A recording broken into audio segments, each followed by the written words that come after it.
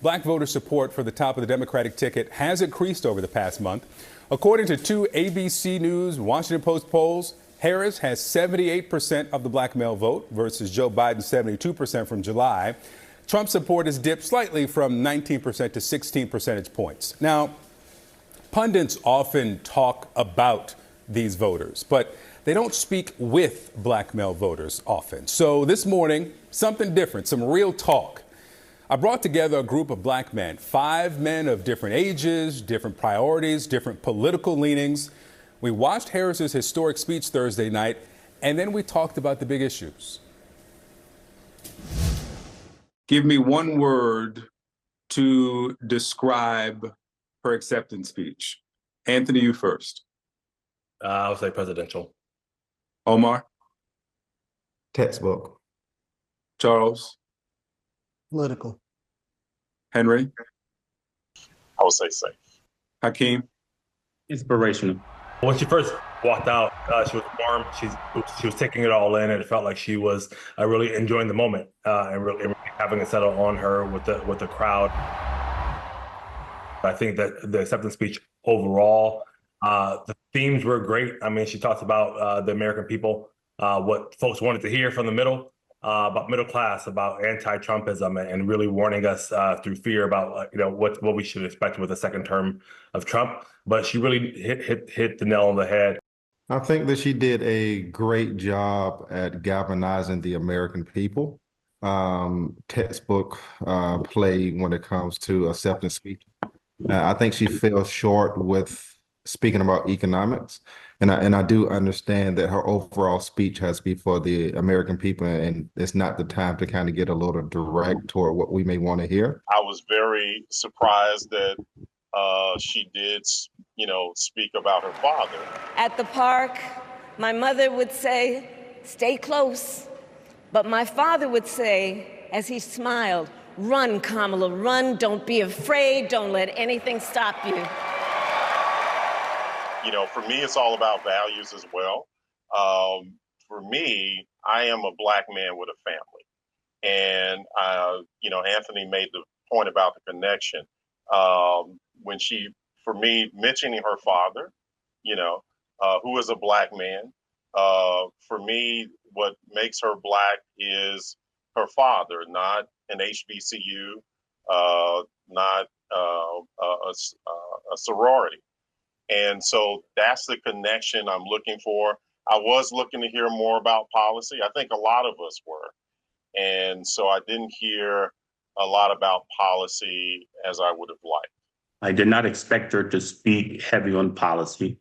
Very rarely will you ever see a presidential candidate at an acceptance speech or even on a stump speak with details on policies. It's what we do after they get elected and get in office, and holding their feet to the fire is where we as black men and as a black community have failed. And this time we cannot fail. I didn't hear the things from an economical standpoint that I was looking for. My main question here is that if you happen to get back in office for another 4 years, what are you going to do? You're going to rinse and repeat here. We all pay the exact same for gas and for food. You have families living from paycheck to paycheck. Some can't even make it to paycheck to paycheck. Anthony, do you believe the polls that show that black men in a substantial way are shifting to former President Trump? I was in a barbershop today, right? And there's this real kind of resolve that a lot of folks who are younger millennials are having, which is, hey, I make a little bit of money. I want to keep my money, right?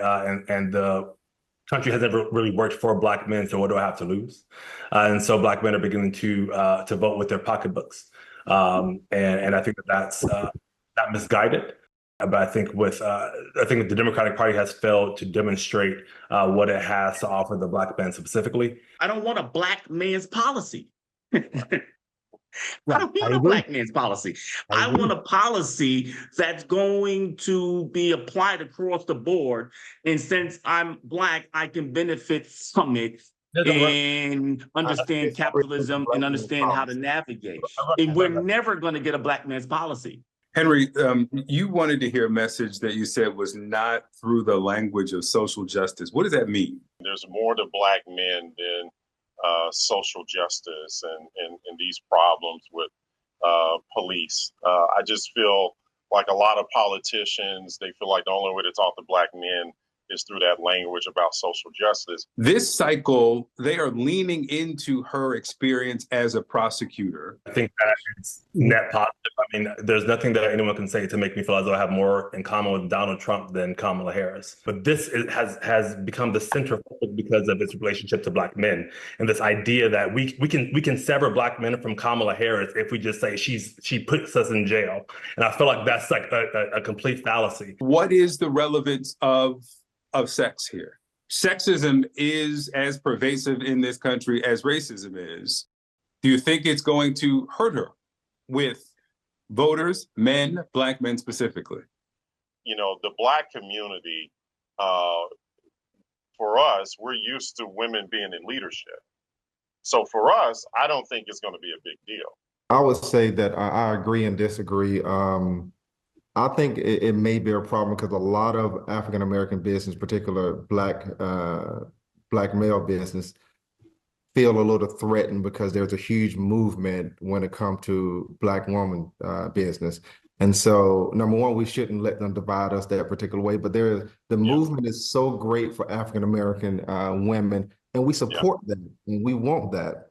And sometimes I think African-American men can feel like they're outpacing us when we should be together at the exact same time. How relevant is her support for a woman's right to make medical decisions about her body? It's the woman's body, so she should be able to dictate her terms of her body.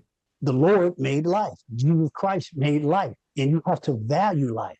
So Kamala wants to take life. There's so much that we don't know as men that we don't have the privilege to opine on.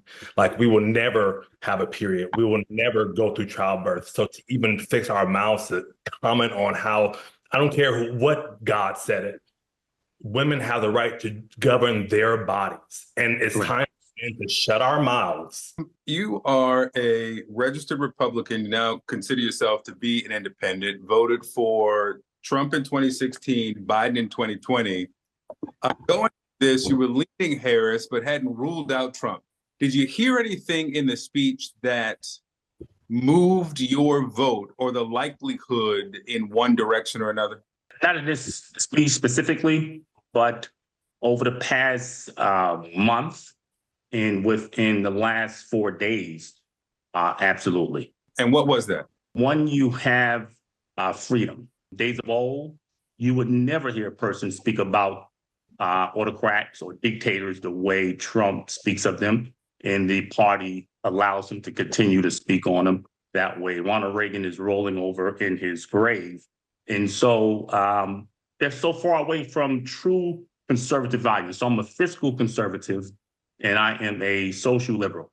What did you think of that section in which she said that Trump is strong, or she said that Trump is friendly to autocrats because he wants to be an autocrat himself? What was your reaction to that? I just think it was just another lie.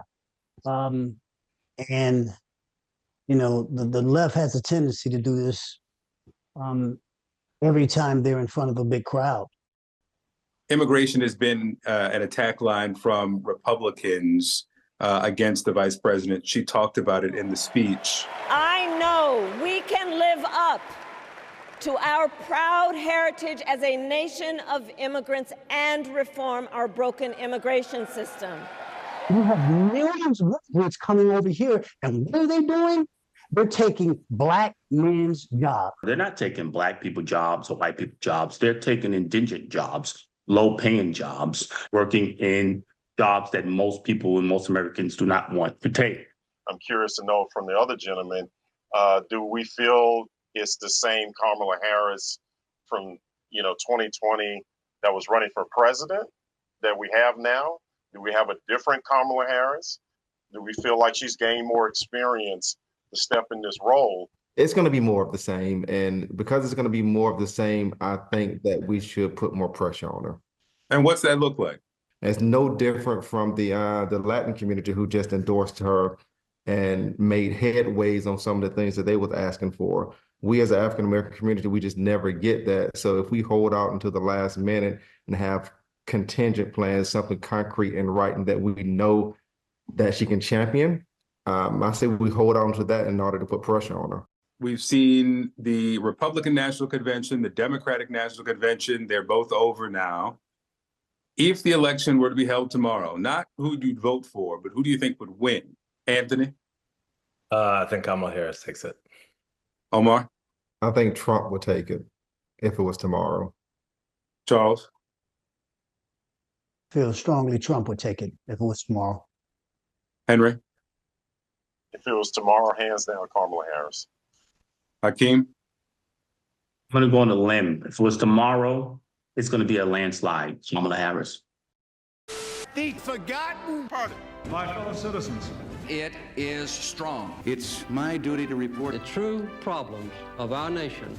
If vigorously developed, this resource can be of great benefit. Where diverse nations are drawn together in common cause. I will be eternally grateful for your support.